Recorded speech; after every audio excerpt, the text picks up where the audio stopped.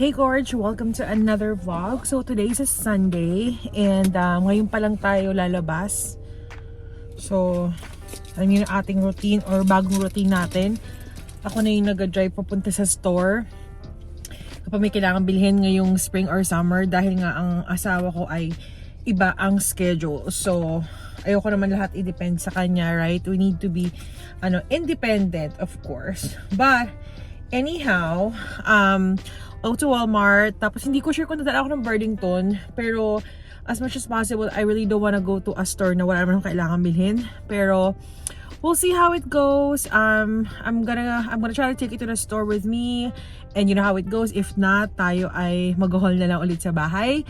But yeah, it's a beautiful day. And next week, mayroon akong surprise dahil I don't know, at matagal ko na sinasabi sa inyo to na gusto kong bumili ng DJI Osmo Pocket 3, pero naisip ko it's a little big for me to take you out to places where I usually go. So nag-decide kami ni Habi na Insta360 Go yung bibiliin ko para hindi siya masyadong obvious when I'm filming. So yep, let's go!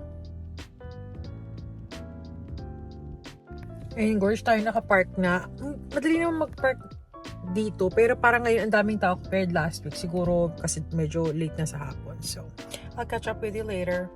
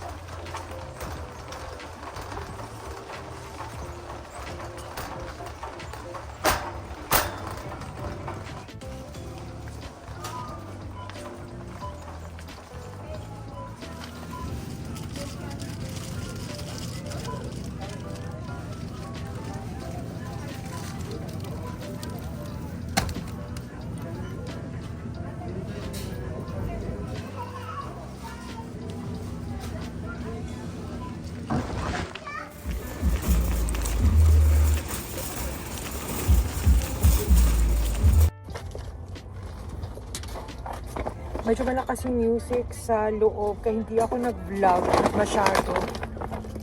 Pero parang kasi, point POV lang, point of view. Nagpa-vlog, which is really nice. Naka 123 tayo guys, which is perfectly fine. I got a treat for myself.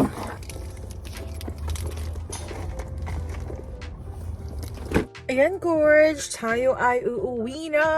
So, sana enjoy niyo yung kaunting walkthrough natin sa vlog ngayon. Hopefully next time, gamitin na natin ay new camera para medyo mas okay, madali siyang i-attach sa mga carts. Kasi lagi naman ako nag-grocery, so why not isama ko na lang kayo sa mga ganap ko, diba? And, ayun, the reason why I didn't really start vlogging yesterday, kasi nga, I was supposed to, kaya lang, matanda ko nung party ng Filipino Community of Anchorage. Happy 60th anniversary, by the way. I-attach ko lang yung photo dito kung itsura ko last night. Ganda-gandahan na naman ng lola nyo. But anyway, I'm gonna head home. I don't think I will go anywhere else. Kasi gusto ko na umuwi. Kasi alas 5 na. So, para makapagpahinga kami ni Javi. So yeah, I'll catch up with you later. Tayo ay nasa bahay na. Ako ay nakauwi na. Thank you, Lord. Hindi ako dumaan sa highway ngayon. So, last time naman ako sa highway, pero sabi ko, wag na doon ako sa loob na daan. Kasi I'm still trying to get used to the roads, like what I said previously.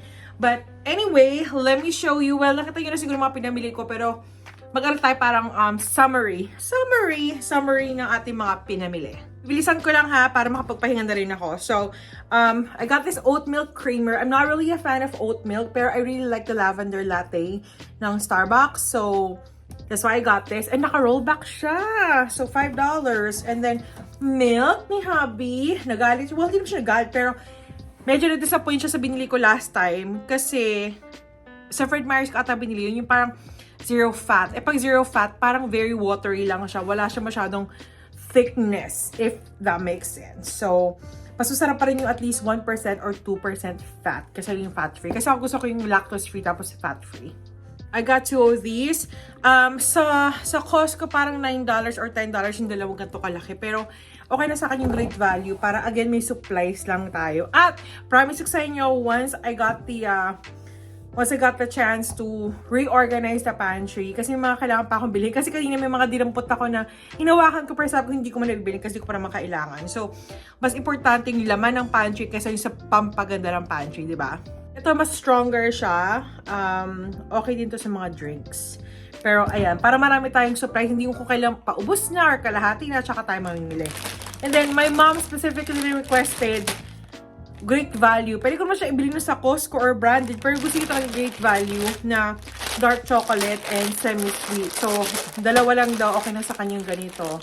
I got Oreos from me. I mean, for me and Hubby.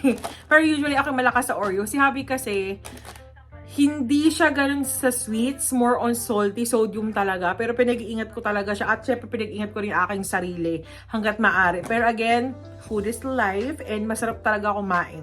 Very smooth na crackers. Again, add lang kami ng supplies. Pero I think next week or next week, baka mag-Costco ako. So, we'll see, okay? We'll see. So, ayan.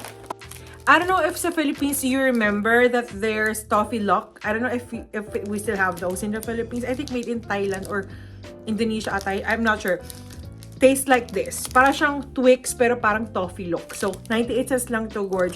Alam nyo, kung gusto niyo magpasalubong ng masarap na chocolates na gawang America or gawang US, pero medyo nagtitipid kayo, huwag kayo tumingin sa brand kasi maganda rin okay din ang great value. Ito yung may recommend ko sa inyo. Perfect. Isa kami ni Hubby. And right here, you've seen this earlier, pineapple tidbits, dalawa, no sugar added. Actually, gagabitin ko lamang ito sa paggawa ng mga DIY bread pizza. Kasi natuwa si Hubby dahil nagustuhan niya yung DIY pizza na ginagawa natin sa Pilipinas for the most part, like bread, ketchup, may mozzarella cheese. Though sa ating ginagamit natin yung Chevital or Eden cheese, diba? Yung mga ganang queso, yung mga Filipino bread. Pero dito, mozzarella cheese ang ginamit namin from Kirkland or Costco na super sarap naman talaga. So, ayun. Kaya bumili ako naman ng pineapple tidbits. And then, Parfait Peaches and Cream. Palagay ko muna sa pantry ito. Ubusin muna namin yung yogurt before kami kumain ito. Food items, bumili ako ng isa kami ni Habi ng panibagong lunch bag para may alternate. Pag maduming isa, lalaban ko, alternate na lang. Tsaka, may times kasi na si Habi, ang dami ring baon. Like, pinagkubaan ko siya ng maraming snacks, you know, in case mag-overtime siya, may, you know, emergency, meron siyang extra food. So, sa kanya yung gray, akin yung pink, para siyang rose or blush. So, ang ganda. Love it.